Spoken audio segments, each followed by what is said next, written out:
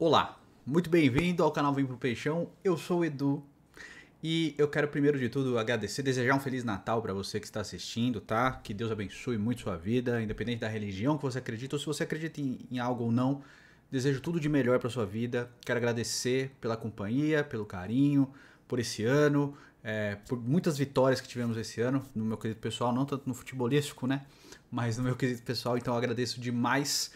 E, cara, a gente chegou a 49 mil, quase 50 mil inscritos e seria um erro da minha parte não dar 5 camisas aí. Então, vou dar as 5 camisas, tá? De Natal. Então, eu vou deixar nesse vídeo aqui, ó, já pra você. Presta atenção. Neste vídeo, você vai colocar a sua arroba de alguma rede social e vai comentar alguma coisa com relação a esse vídeo para você concorrer a 5 camisetas, tá certo? Se você não tem uma rede social, faça para poder entrar em contato com você, para não precisar entrar em contato com você aqui. Ou bota o seu e-mail, tá certo?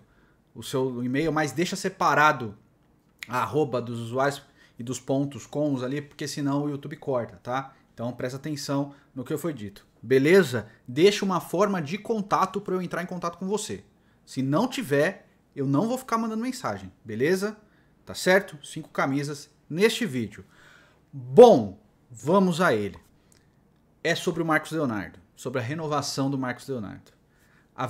Hoje, né, dia 24, do dia 23 para o dia 24, estou gravando exatamente meia-noite e 15 do dia 24, hoje é véspera de Natal. Então, hoje venceu a proposta de renovação do Santos para o Marcos Leonardo. Quer dizer que ele não vai renovar? Não. Mas quer dizer que, segundo o que foi dito, essa era a última proposta do Santos para tentar uma renovação com o jogador. O Marcos Leonardo tem contrato com o Santos até outubro de 2022. Ou seja, a partir do dia 22 de abril, ele tem condições de fechar um pré-contrato com qualquer equipe. Beleza? É isso. É erro da diretoria atual? De certa forma, sim, mas pouco. A maior carga desse erro é das diretorias passadas. Por quê? Por exemplo, o Ângelo renovou o contrato dele agora. Ele tinha contrato por mais 2 anos e meio e o Santos já renovou o contrato dele agora. O Sandri tinha contrato por mais 2 anos e meio, o Santos renovou o contrato dele agora. Entendeu? Então a postura dessa diretoria para renovação de contratos é diferente da anterior. Essa diretoria herdou a situação do Caio Jorge, não conseguiu renovar, e herdou a do Marcos Leonardo também e não conseguiu renovar. O Marcos Leonardo é um ótimo jogador? É. Tem muito futuro pela frente? Tem. Não adianta tapar o sal com a peneira e dizer o cara que é uma enganação. O mesmo vale para o Caio Jorge.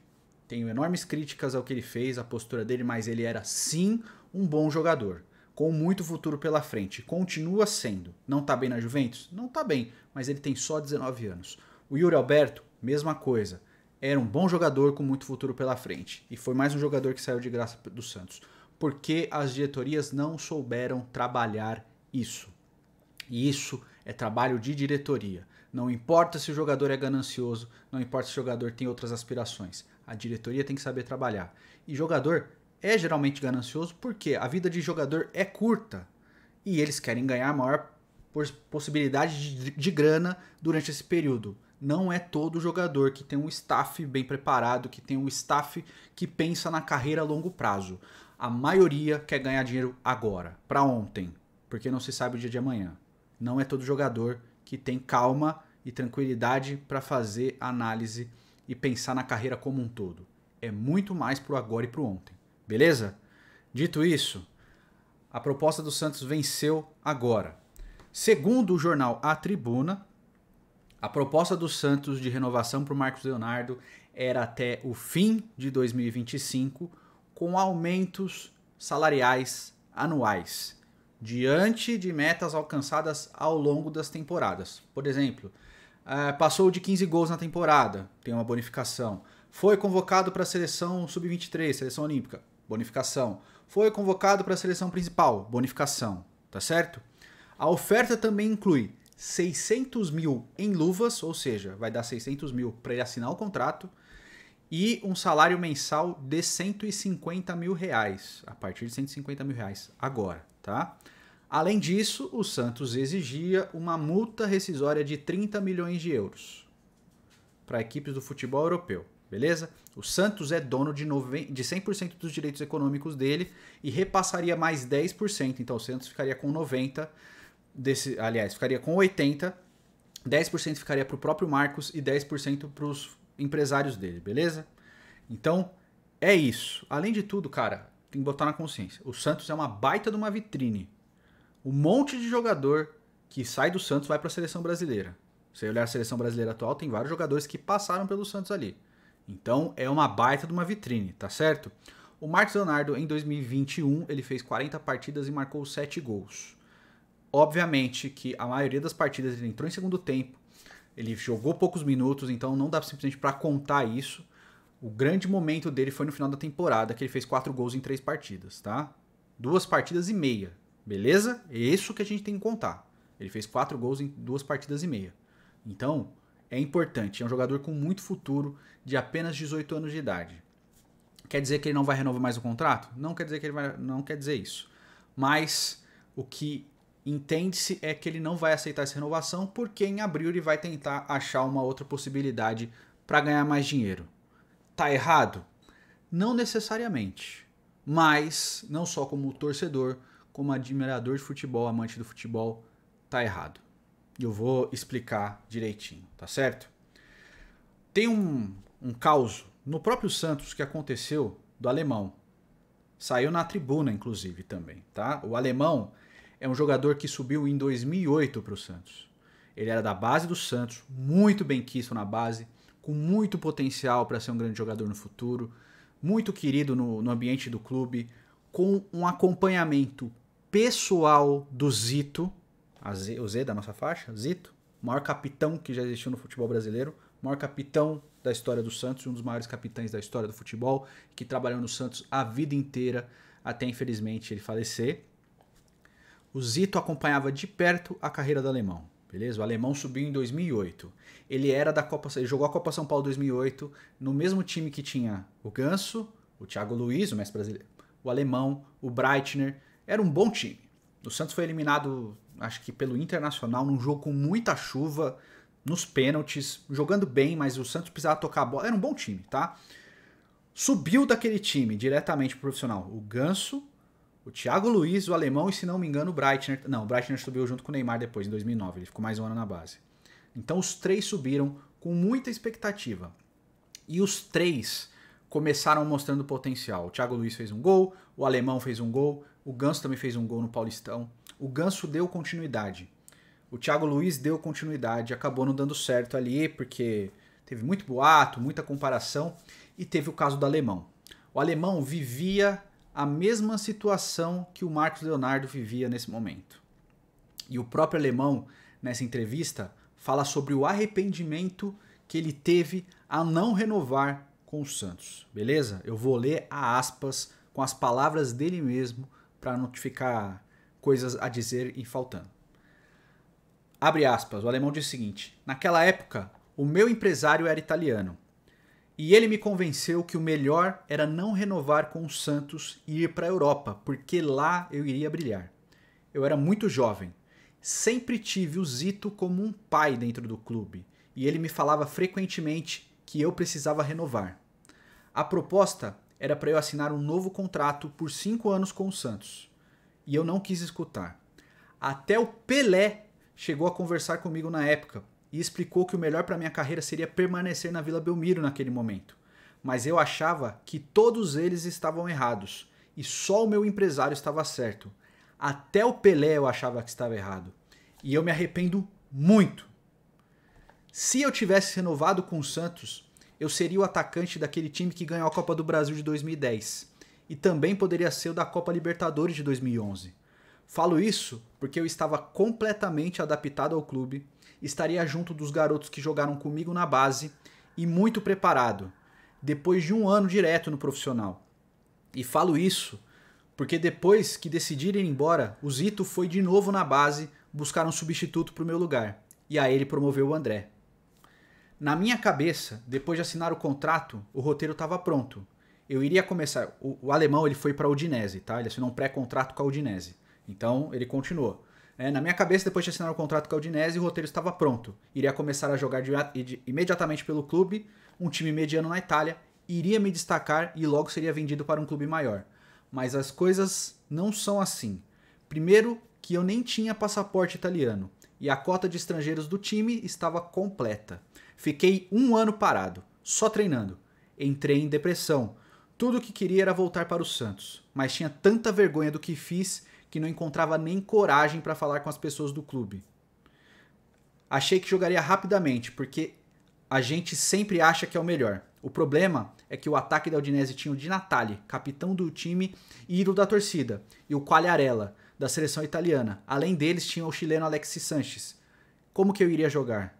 Os dirigentes não tiveram dúvidas. Me mandaram para um time sub-20. Pois é. O alemão rodou, nunca mais conseguiu se firmar. Se você perde um hiato importante da carreira, você perde desenvolvimento do seu futebol, você perde o apuramento das suas qualidades e você pode ir jogar a carreira por água abaixo. Quer dizer que se o Marcos Leonardo for sair e for para outro clube, vai acontecer isso com ele? Não necessariamente. Mas a chance para um jogador tão jovem acaba aumentando.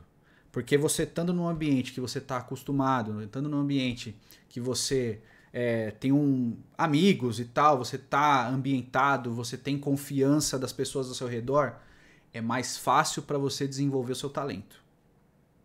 Beleza? E eu não estou falando isso só com futebol, tá? Futebol é uma parte da vida, mas em vários elementos da vida as coisas funcionam assim. Você funciona melhor num ambiente que você já está acostumado e com um ambiente agradável para você.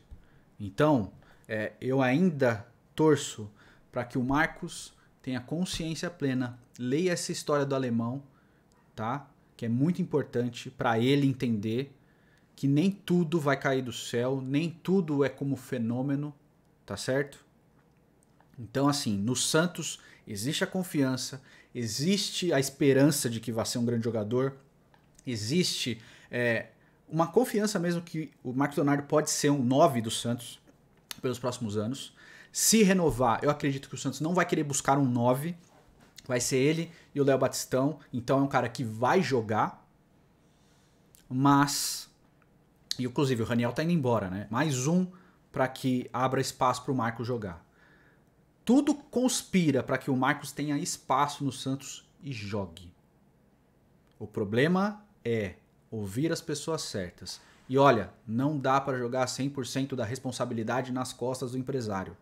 A palavra final é sempre do atleta. O empresário pode falar um monte de coisa.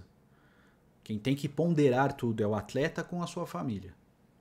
Pode realmente chegar uma oferta muito grande e muito boa de um outro centro ou até de um outro time brasileiro. Pode dar certo, como o caso do Yuri Alberto. Pode. O Yuri Alberto deu certo, gente. Foi pro Internacional, joga, é titular, não foi vendido para time de fora, mas todo mundo falando aí, o Palmeiras quer pagar 10 milhões de euros, mais 4 jogadores por ele. É grana. Mesmo sendo futebol brasileiro, tá bom? Outra coisa é o caso do alemão.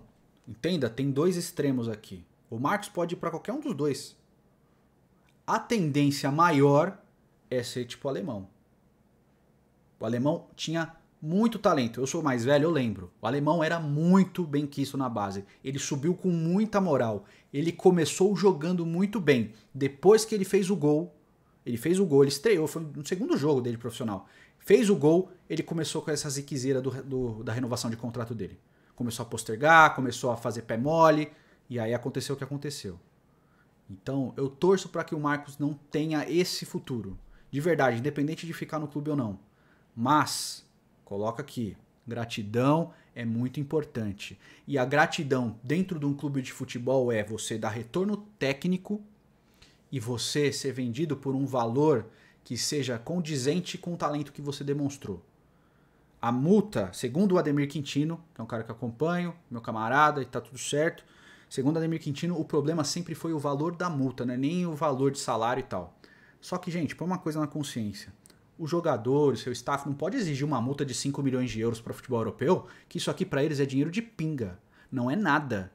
Qualquer clube pequeno na Europa tem 5 milhões de euros para comprar um jogador. Só que um jogador que tem muito futuro e o clube deposita muita esperança nele, o clube aqui vai querer vender por no mínimo 15, 20 milhões de euros. E como é um valor, tipo, 6,50 euros hoje, imagina o escalonamento de valor. É esse tipo de coisa que o Santos está preocupado. E sim, a realidade do Santos hoje é de necessidade de ganhar dinheiro. Se vier uma oferta, se o Marcos Leonardo renovou, beleza. Vier uma oferta no meio do ano por ele e ela for 15, 16 milhões de euros, gente, pela necessidade do clube, o Santos vai vender. Então não precisa colocar o carro na frente dos bois. E é lógico, outro detalhe, jogador, eu não tô falando nem que é o caso do Marcos, tá? Jogador, quando tem o passe livre, ele ganha muito mais com luva, porque o passe é dele. Então, por exemplo, ele tem 10%, o Santos está oferecendo 10% do passe para ele, 10% para o empresário ficar com 80%, e o Santos, sei lá, vende por 10 milhões para ficar arredondado. Em vez dele ficar com 1 milhão, num passe livre, ele vai pegar 4, 5 milhões de luva. Entendeu? E aí para ele é muito mais interessante para o jogador. Entende? Então assim, eu espero realmente, Marcos, se você estiver assistindo de alguma maneira, cara, eu tenho 20 anos a mais que você quase.